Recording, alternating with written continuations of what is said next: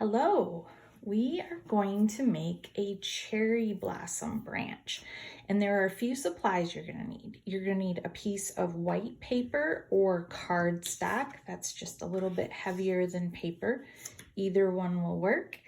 You will want some sort of paint or a marker to draw a tree branch. I used some brown paint, and then preferably we want some pink paint for cherry blossoms, because cherry blossoms are usually pink.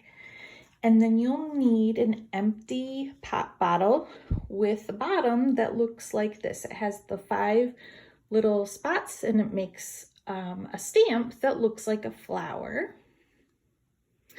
And then you'll also need a couple of paint brushes. So I just pour paint onto a paper plate. That way I don't have to save paint. I can throw it away when I'm done.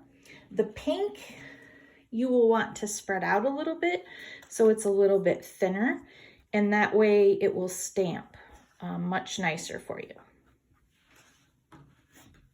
So let's get started.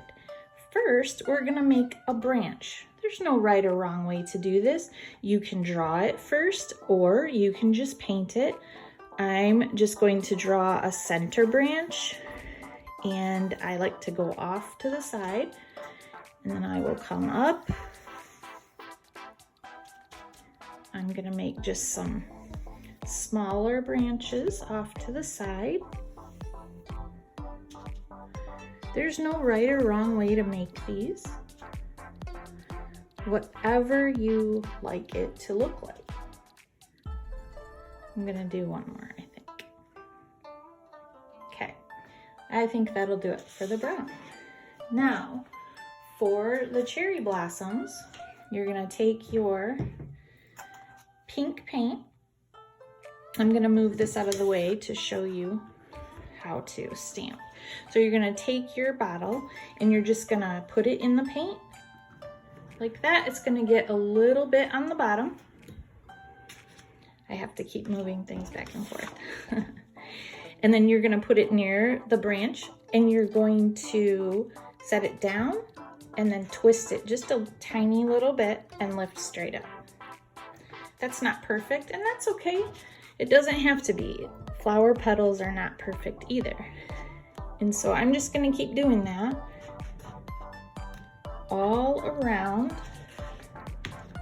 my branch.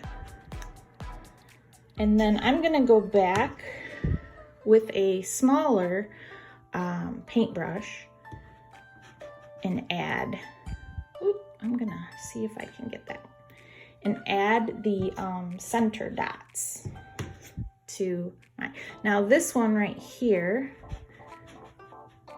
is gonna get a little bit of brown paint on it. So if you have a piece of paper towel handy, or your paper plate, you can just wipe that brown right off.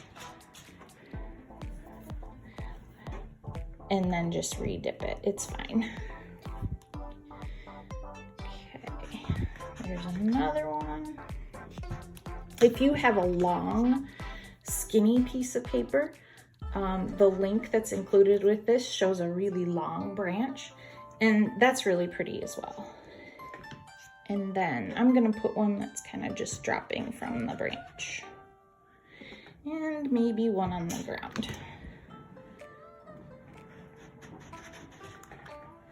There you go.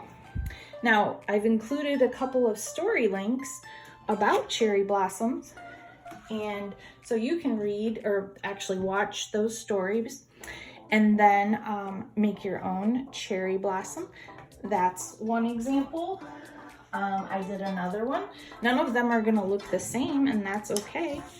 And this was another one I did. So that's a really fun, easy craft. I'm gonna see if I can add in the dots in the middle though. I did forget that part, so might need a little extra paint for that. I'm just gonna add a little dots. You could also use a Q-tip for this.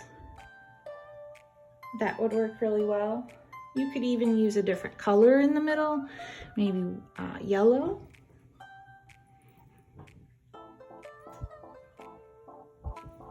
But this is a real simple art project, and I will include the links to Sakura's Cherry Blossoms by Robert Paul Weston and Pinkalicious Cherry Blossom by Victoria Can.